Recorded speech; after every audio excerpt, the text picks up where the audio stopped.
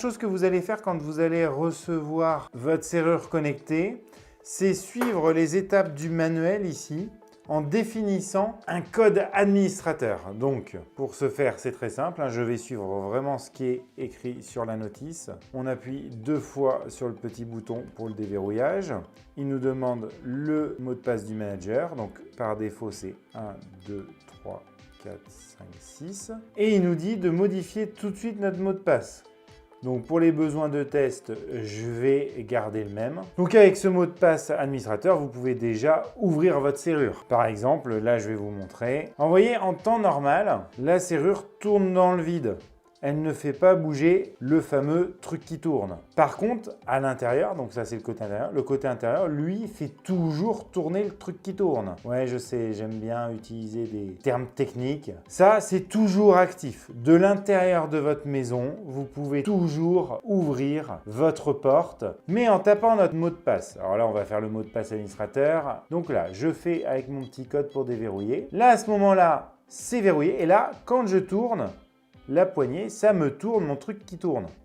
Et au bout d'un moment, une fois qu'on a ouvert la porte, voilà, il se déverrouille et à ce moment-là, hop, on ne peut plus tourner, ça ne sert plus à rien. Bon, je vous montrerai tout à l'heure sur la porte vraiment ce que ça donne. Si vous voulez ajouter un code d'accès utilisateur, donc là c'est très simple, vous faites. Alors moi je suis vraiment ce qui est écrit sur la notice. Donc là je fais 2 clics, mon mot de passe administrateur pour entrer dans la partie administrateur. Je vais sur password ici, 1, et là je peux ajouter un password, le 2. Et là j'ajoute un mot de passe. Donc on va faire 4, 5, 6, 7, 8, 9. Et je valide, je confirme, 4, 5, 6, 7, 8, 9. Voilà.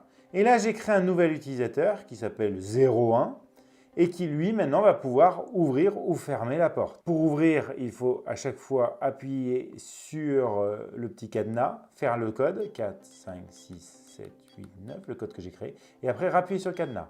Voilà, donc là on est unlocked, et là on peut tourner, et voilà, ça tourne vraiment le truc qui tourne, et donc eh ben, ça fonctionne parfaitement. Par contre, autre truc qu'il faut savoir, c'est qu'il faut refaire le code pour fermer la porte. Maintenant, si je veux ajouter une carte RFID, qui est à mon avis le truc le plus simple pour les gens qui ont l'habitude de rentrer chez vous, vos enfants, votre femme, votre mari. Donc là, c'est très simple, on fait la même technique, double-clic sur le cadenas pour entrer dans le mode administrateur. Là, je vais sur Card, je fais OK, j'ajoute une carte, donc je fais OK, et là, il me dit juste de poser la carte dessus. Elle est ajoutée en carte numéro 1. Et maintenant, quand je viens chez moi, vous voyez, donc là, le truc qui tourne est tout mou, j'arrive. Donc là, vous voyez, on ne peut pas juste poser la carte. Ça ne marchera pas. Il faut d'abord déverrouiller pour réveiller et après poser la carte dessus. Et là, ça y est, le truc qui tourne. Vous voyez, c'est vraiment très simple à installer. Alors, je dois vous avouer que quand j'ai testé ça, j'ai quand même pas mal galéré. Ça me fait penser à quelque chose par rapport au 1 an d'autonomie des piles que nous promet la marque. Moi, ça fait, je sais pas, peut-être 2 mois que je l'ai reçu. J'ai fait énormément de tests, c'est-à-dire que j'ai passé des soirées complètes à l'allumer, à la fermer.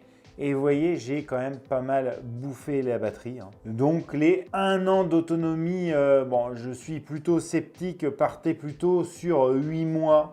8 mois, une utilisation normale. Voilà pour les principales fonctionnalités sans que ce soit